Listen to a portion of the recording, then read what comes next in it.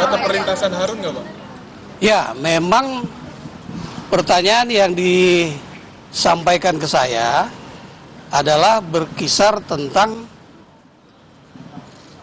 tanggung jawab saya ketika tahun 2020 saya masih menjabat sebagai Direktur Jenderal Imigrasi saat di mana tanggal 6 Januari Harun Masiku melintas ke luar negeri dan juga tanggal 7 Januari 2020 kembali lagi masuk ke Indonesia.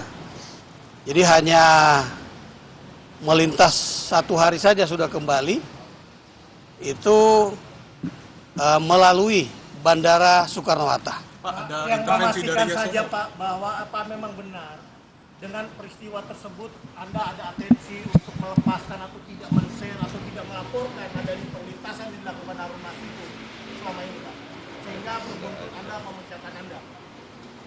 Kalau kawan-kawan menyimak press release saya pada tanggal kurang lebih tanggal 22 Januari 2020 dan tanggal 27 Januari 2020, saya sudah menyampaikan perlintasan Harun Masiku pada tanggal 6 Januari 2020 keluar negeri melalui Bandara Suta dan kembali pada tanggal 7 Januari 2020. Dan yang perlu kawan-kawan juga ketahui, pada saat itu belum ada permintaan pencegahan ke luar negeri dari penyidik KPK kepada Direktorat Jenderal Imigrasi melalui Menteri Hukum dan HAM. Seperti itu kawan-kawan. Bapak hari ini hadir ke KPK itu sebagai saksi untuk Hasto atau Harun? Tadi saya sudah jelaskan, saya didengar keterangan sebagai saksi berkaitan dengan perlintasan Harun Masiku tadi, ya kawan-kawan.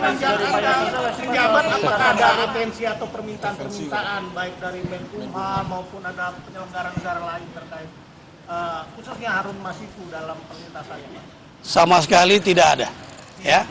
Sama sekali tidak ada, dan saya kira keterangan yang sudah saya berikan kepada penyidik KPK merupakan bagian dari proses penyidikan, sehingga saya juga tidak bisa menyampaikannya secara rinci, ya. Selisih Demikian. berapa lama sih Pak dari yang Anda ketahui adanya perlintasan Harun dengan adanya kemudian ada muncul permintaan dari KPK soal adanya cegah itu, berapa sih jeda waktunya itu Pak dari Januari yang Anda katakan dengan kemudian muncul ada permintaan? Semingguan. Tanggal 13 Januari terbit permintaan, ya.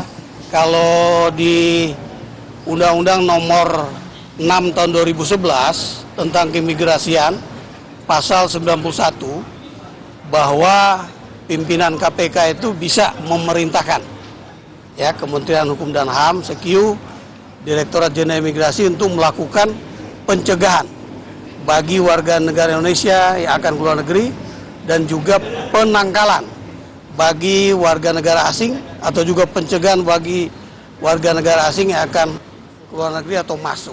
Seperti itu. Jadi tanggal 13 Januari 2020 baru ada perintah, ya, perintah dari pimpinan KPK kepada jajaran imigrasi melalui Kementerian Hukum dan HAM untuk dicegah ke luar negeri. Cukup, ya. Tanggal itu apakah Anda melihat ada perlintasan lagi dari Harun Masiku? Ini kan untuk menjelaskan kepada publik. Tidak ada. Tidak ada. Ya, tidak ada. Pak Jadi Yasona sempat bahas soal pencegahan Harun Masiku ke Bapak nggak, Pak? Atau tidak ada. Harun Masiku? Saya kira kawan-kawan bisa nanti dijelaskan kepada penyidik oleh penyidik, ya. Saya kira. Tanggapannya atas pernyataan Bapak dan Pak Yasona yang tahun 2020 itu beda. Penegasannya bagaimana dan apakah itu juga dijadikan salah satu pertanyaan dari Saya kira nggak ada perbedaan, ya. Nggak ada perbedaan. Cukup Saya ya. kira cukup ya. Cukup ya. Ya. Cukup ya. Pak, waktu itu kan sempat ada disebut Cukup ada ya. informasi gitu Pak terkait pelintasan Harun Masiku. Oh, harus. Nah itu sebenarnya kejadiannya seperti apa? Kita nyerah penyidik. Saya kan bukan Dirjen Imigrasi lagi ya. Saya kira nanti kawan-kawan tanya kepada Thank you, kawan-kawan di imigrasi. Makasih banyak kawan-kawan ya. Makasih.